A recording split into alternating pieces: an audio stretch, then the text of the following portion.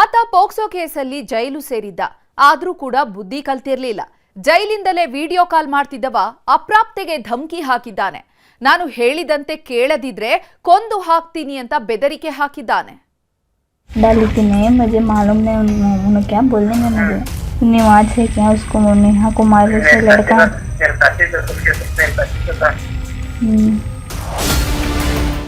ಇತ್ತೀಚೆಗೆ ಜೈಲುವಾಸ ಅನ್ನೋದು ಅಪರಾಧಿಗಳ ಪಾಲಿಗೆ ಸ್ವರ್ಗವಾಗಿ ಸೃಷ್ಟಿಯಾಗ್ತಿದೆ. ಸಿಗರೆಟ್ನಿಂದ ಹಿಡಿದು ಮಾದಕ ವಸ್ತುಗಳವರೆಗೂ ಎಲ್ಲ ಜೈಲಿಗೆ ಸಪ್ಲೈ ಆಗುತ್ತೆ. ಖದೀಮರು ಹೊರಗಿರಲ್ಲ ಅನ್ನೋದು ಬಿಟ್ರೆ ಜೈಲೊಳಗೆ ಸುಖದ ಸುಪ್ಪತ್ತಿಗೆಯನ್ನೇ ಸೃಷ್ಟಿ ಮಾಡುತ್ತಿದ್ದಾರೆ. ಇಷ್ಟೆಲ್ಲ ಸಿಕ್ಕ ಮೇಲೆ ಕೈದಿಗಳ ಕೈಗೆ ಮೊಬೈಲ್ ಸಿಗೋದು ದೊಡ್ಡ ವಿಷಯನ ಹೇಳಿ. ಹೀಗಾಗಿಯೇ ಜೈಲಲ್ಲಿ ಕೂತ್ಕೊಂಡು ಹೊರಗಿದ್ದವರಿಗೆ ಧಮಕಿ ಹಾಕ್ತಿರೋದು. ಇದಕ್ಕೆ ತಾಜಾ ನಿದರ್ಶನ ಎನ್ನುವಂತೆ ಧಾರವಾಡ ಜೈಲಿನಲ್ಲೂ ಇಂಥದ್ದೇ ಘಟನೆ ನಡೆದಿದೆ. ಹುಡುಗಿ ವಿಷಯಕ್ಕೆ ಜೈಲು ಸೇರಿದ್ದ ಪಾಗಲ್ ಪ್ರೇಮಿಯೊಬ್ಬ ಜೈಲಿನಲ್ಲಿ ಕೂತ್ಕೊಂಡೇ ವಿಡಿಯೋ ಕಾಲ್ ಮಾಡ್ತಾನೆ. ಬರೀ ವಿಡಿಯೋ ಕಾಲ್ ಮಾಡೋದಷ್ಟೇ ಅಲ್ಲ, ಅಪ್ರಾಪ್ತ ಹೆಣ್ಮಗಳಿಗೆ ಕೊಡಬಾರದ ಕಾಟ ಕೊಡ್ತಿದ್ದಾನೆ. ಜೈಲಲ್ಲಿ ಕೂತ್ಕೊಂಡು ಬೆದರಿಕೆ ಹಾಕ್ತಾನೆ ಖದೀಮ. ಅಪ್ರಾಪ್ತೆಗೆ ವಿಡಿಯೋ ಕಾಲ್, ಪಾಗಲ್ ಪ್ರೇಮಿ ದರ್ಬಾರ್. ಈತನ ಹೆಸರು ಪರ್ವೇಜ್ ಅಂತ. ಹಳೆ ಹುಬ್ಬಳ್ಳಿ ಪೊಲೀಸ್ ಠಾಣಾ ವ್ಯಾಪ್ತಿಯಲ್ಲಿ ನಡೆದ ಪೋಕ್ಸೋ ಕೇಸ್ನಲ್ಲಿ ಧಾರವಾಡ ಕೇಂದ್ರ ಕಾರಾಗೃಹ ಸೇರಿದ್ದಾನೆ. ಆದ್ರೂ ಕೂಡ ಇವನ ಅಟ್ಟಹಾಸ ಕಮ್ಮಿಯಾಗಿಲ್ಲ. ಜೈಲಲ್ಲಿದ್ಕೊಂಡೇ ಸ್ಮಾರ್ಟ್ ಫೋನ್ ಯೂಸ್ ಮಾಡ್ತಿರೋ ಈತ ಅಲ್ಲಿಂದಲೇ ಧಮಕಿ ಹಾಕೋ ಕೆಲಸ ಮಾಡುತ್ತಿದ್ದಾನೆ.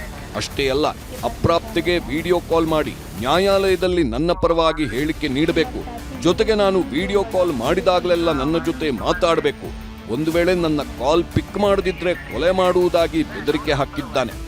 ಕೊಲೆ ಮಾಡಿದಂಥ ಫಯಾಜ್ ಜೈಲಲ್ಲಿ ಐಷಾರಾಮಾಗಿ ಬದುಕ್ತಿದ್ದಾನೆ. ಹಾಗಾಗಿ ಏನು ನೇಹಾ ಹತ್ಯೆ ಮಾಡಿದಂತಹ ಏನು ಫಯಾಜ್ ಇದ್ದಾನೆ ಅವನಿಗೂ ಸಹಿತ ಒಂದು ತನಿಖೆ ಆಗಬೇಕು.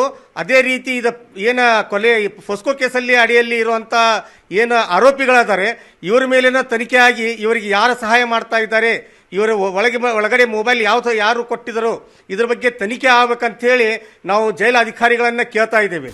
ಈತ ಕೊಡ್ತಿರೋ ಕಾಟಕ್ಕೆ ಅಪ್ರಾಪ್ತ ಹೆಣ್ಮಗಳು ಅಕ್ಷರಶಃ ನಲುಗಿ ಹೋಗಿದ್ದಾಳೆ. ನನ್ನ ಜೊತೆಗೆ ನೇಹಾ ಕೊಲೆ ಆರೋಪಿ ಫಯಾಜ್ ಸಂಪರ್ಕದಲ್ಲಿದ್ದಾನೆ. ನಾವಿರೋ ಜೈಲಲ್ಲಿ 11 ಜನರ ಗುಂಪಿದೆ. ಅದರ ನಾಯಕನೇ ಫಯಾಜ್. ನನ್ನ ಮಾತು ಕೇಳದಿದ್ರೆ ನಿನ್ನ ಜೊತೆಗಿನ ಅಶ್ಲೀಲ ವಿಡಿಯೋ ವೈರಲ್ ಮಾಡ್ತೀನಿ ಅಂತ ಬೆದರಿಕೆ ಹಾಕ್ತಿದ್ದಾನೆ ಅನ್ನೋ ಆರೋಪ ಕೇಳಿ ಬರ್ತಿದೆ. ಈ ವಿಷಯ ಗೊತ್ತಾಗ್ತಿದ್ದಂತೆ ಶ್ರೀರಾಮ್ ಸೇನೆ ಸದಸ್ಯರು ಧಾರವಾಡ ಜೈಲಿನ ಮುಂದೆ ಪ್ರತಿಭಟನೆ ನಡೆಸಿದ್ರು. ಯಾವಾಗ ಇದು ದೊಡ್ಡ ಸುದ್ದಿ ಆಯ್ತೋ ಆರೋಪಿಯನ್ನ ಬೆಳಗಾವಿ ಜೈಲಿಗೆ ಶಿಫ್ಟ್ ಮಾಡಿದ್ದಾರೆ. ಹಿರಿಯ ಅಧಿಕಾರಿ ಅಲೋಕ್ ಕುಮಾರ್ ಕಾರಾಗೃಹ ಇಲಾಖೆಯ ಜವಾಬ್ದಾರಿ ಹೊತ್ಕೊಂಡ್ಮೇಲೆ ಸಾಕಷ್ಟು ಸುಧಾರಣೆಗಳಾಗಿವೆ. ಆದರೂ ಅದರ ಮಧ್ಯೆಯೂ ಇಂಥ ಘಟನೆ ನಡೆಯುತ್ತಿರೋದು ಜೈಲಿನ ಮೇಲಿನ ನಂಬಿಕೆಯನ್ನೇ ಹೋಗಲಾಡಿಸಿದೆ. ಶಿವರಾಮ ಸುಂಡಿ, ನ್ಯೂಸ್ 18 ಹುಬ್ಬಳ್ಳಿ.